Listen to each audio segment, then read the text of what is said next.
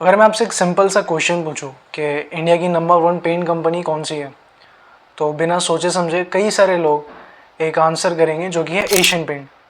कई हद तक का सही है ये, लेकिन क्यों? इंटरेस्टिंगली आगे एक क्वेश्चन आता है, क्यों? क्या एशियन पेंट जो है दुनिया का सबसे अच्छा कलर बना रही है, या इसकी एडवर्टाइजिंग या मार्केटिंग करने का तरीका सबसे ज़्यादा यूनिक है, या फिर इसके पास एक ऐसा बिजनेस मॉडल है जो दूसरी कंपनी को फॉलो करना थोड़ा रिस्की है। और इंटरेस्टिंगली पेंट जैसी एक छोटी चीज़ में इस कंपनी ने इतना डोमिनेंस कैसे क्रिएट कर लिया। आज का इंटेंट सिंपल है। आज ना कोई स्टॉक रिकमेंडेशन या बाय सेल के बारे में बात होगी, यहाँ एक कोर बिजनेस को समझने के बारे में बात होगी, जो कि एक स्ट्रैटेजी है जो कि उस कंपनी की है जो 80 सालों से इस्टेब्लिश है।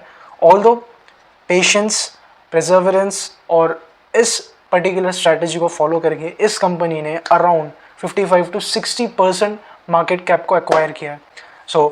आज डिकोड करेंगे एशियन पेंट्स की हर एक बिजनेस स्टोरी जो कि उसको डोमिनेंस क्रिएट करवाती है। This is Sadiq Ansari and you are watching Edu Finance Insights. हर सक्सेसफुल कंपनी जो होती है वो एक प्रॉब्लम सॉल्व करती है। अमेजोन ने शॉपिंग ईजी कर दी, यूपीआई के थ्रू पेमेंट्स ईजी हो गई, और गूगल के थ्रू इंफॉर्मेशन और रिसोर्सेज कलेक्ट करना ईजी हो गया। एशियन पेंट्स ने क्या किया, ये समझने के लिए 80 साल पहले जाना होगा, दैट इज़ 1942। उस टाइम पे इंडिया इंडिपेंडेंट हुआ नहीं था, होने वाला था, बट उसी दौरान 4 इंडियन एंटरप्रेन्योर्स जो थे उनके दिमाग में एक चीज़ आती है कि फॉरेन रूट्स बहुत ज़्यादा स्ट्रॉन्ग थे, पेंट इंडस्ट्री का भी सेम हाल था, लेकिन वहीं पे एक इनोवेशन की गई। यही 4 लोगों के इन्वेंशन में एक ऐसा इंटेंशन था कि अगर इंडिया को इस्टेब्लिश होना है, यहाँ पे क्या था ना, एक्सपेंसिव भी थे और वही चॉइसेस भी नहीं थे, तो अगर इंडिया को इस्टेब्लिश होना है तो कंपनीज भी बनानी होंगी। विजन के साथ एशियन पेंट की शुरुआत हुई थी। भी एक और एक सिंपल क्वेश्चन, पेंट कंपनी का कैश फ्लो कैसे जनरेट होता है? अभी आप बोलोगे कि पेंट मैन्युफैक्चर किया, बेचा और प्रॉफिट बना लिया, लेकिन जो फैक्ट्स है वो इससे भी कई ज़्यादा अलग होते हैं। यहाँ पे अगर मैं बात करूँ पर्टिकुलरली एशियन पेंट्स की, तो यहाँ पे उसके मेजर सोर्सेज है water proofing, decorative paint, wood finish, industrial coating जो कि कार्स और कई सारी फैक्ट्रीज में की जाती है। अब यहाँ पे कस्टमर के साथ लाइफ टाइम वैल्यू बढ़ाने की बात की गई है। वैल्यूएशन की अगर हम बात करें तो यहाँ एक वैल्यू क्रिएट की गई है, जिसे मैं सोचता था कि सिर्फ पेंट कंपनी है, लेकिन ऐसा नहीं है। यहाँ पे कंपनी ने थ्रू द टाइम एक एवॉल्वमेंट किया है जो कि है होम असेसमेंट और होम नेसेसिटी का। यहाँ पे अगर हमको कोई चीज़ चाहिए घर से रिलेटेड, तो एशियन पेंट इंडिया का ब्रांड है और वो सारी चीज़ें प्रोवाइड कराता है। तो ये एक ट्रस्ट बिल्ड करता है कस्टमर के साथ, रिटेलर का, और रिटेलर के साथ कंपनी का, क्योंकि कंपनी की डिस्ट्रीब्यूशन चेन इतनी अच्छी है यहाँ पे कि मार्जिन अच्छा मिलता है रिटेलर्स को भी। और यहाँ पे अगर कॉन्ट्रैक्टर्स की बात करूँ मैं, बिल्डिंग्स होती है कई, वहाँ पे कॉन्ट्रैक्टर्स को कॉन्ट्रैक्ट्स मिलते हैं कलरिंग के, तो ऐसे कॉन्ट्रैक्टर्स के साथ कंपनीज का टाई अप होता है और यहाँ पे रिलेशनशिप बिल्ड होता है। उसकी मेन वजह होती है मार्जिन का। कंपनी ऐसे रिटेलर्स को मार्जिन अच्छा देती है और ऐसे कॉन्ट्रैक्टर्स को भी। तो होप आपको समझ में आया होगा ये कंपनी के रेवेन्यू सोर्सेज और कैश फ्लो के ज़रिया क्या क्या है। अब यहाँ बात आता है कंपटीशन का। अब कल को कोई उठ के, या अभी जो मार्केट्स में कंपनीज़ है, अगर वो चाहे ऐसा अपना ब्रांड प्रेजेंस बनाने का, ब्रांड की प्रेजेंस को इस्टेब्लिश करने का, तो क्या वो हो सकता है? एशियन पेंट्स की अगर मैं बात करूँ ना, तो ये प्रमोशन वीडियो नहीं है कोई भी, यहाँ पे हम फैक्ट्स के बारे में बात कर रहे हैं। यहाँ पे एशियन पेंट्स बड़ी से बड़ी सिटीज़, अर्बन एरियाज़ या छोटे से छोटे गांव देहात में भी मिल जाएगा आपको, क्योंकि इसकी डिस्ट्रीब्यूशन चेन बहुत ज़्यादा सिंपल है। और यहाँ एक कोड आता है, that is the company that reaches the customer that wins the customer first.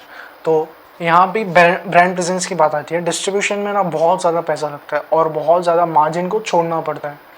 अब बात करते हैं सस्टेनेबिलिटी की। जो कलर्स बनते हैं ये मेजॉरिटी ऑयल से रिलेटेड कामों में बनते हैं। जैसे कि कोई भी कलर बन रहा है अगर, तो उसमें मेजॉरिटी चीज़ होती है that is crude oil, requirement of crude oil.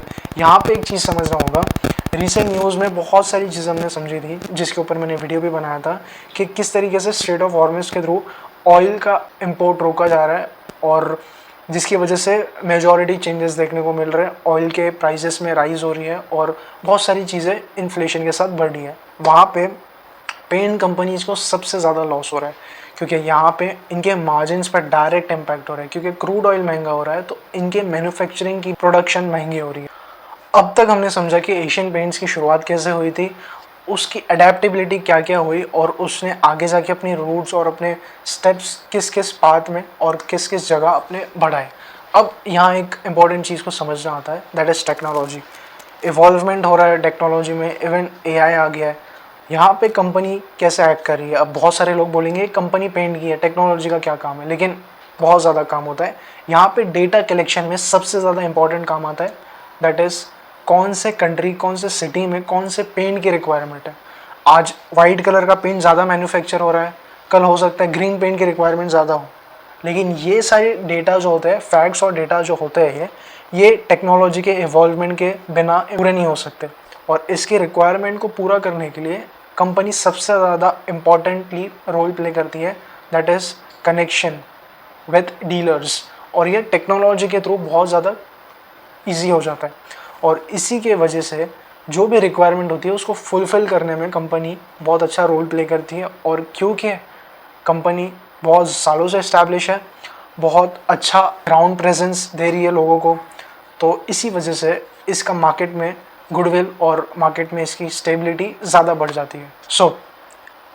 हमें जिन्होंने इस ब्रांड को शुरू किया उनका नाम नहीं पता, लेकिन हाँ, उन लोगों ने अपने फील्ड में एक ऐसा ब्रांड इस्टेब्लिश करा कर दिया है कि उनका नाम नहीं, लेकिन उनके काम का नाम हम सब जानते हैं, दैट इज़ एशियन पेंट। तो इसी के साथ आज की वीडियो को एंड करते हैं। यहाँ पे हमने समझा कि एशियन पेंट का डिस्ट्रीब्यूशन चैनल और उसके आगे का इवॉल्वमेंट कैसा है, और उसका कैश फ्लो कौन कौन मेजर जगह से आ रहा है, उसका कैश फ्लो जनरेट करने के कौन कौन से मेजर सोर्सेज हैं। और यहाँ पे इंपॉर्टेंटली मैं कोई भी स्टॉक रिकमेंडेशन नहीं कर रहा था, यहाँ पे एक सिंपल चीज़ मैं समझाने की कोशिश कर रहा था, that is strategy of a business and it's patience over the years. आज 55 to 60% 140 करोड़ की आबादी में इसकी प्रेजेंस किस तरीके से बनी।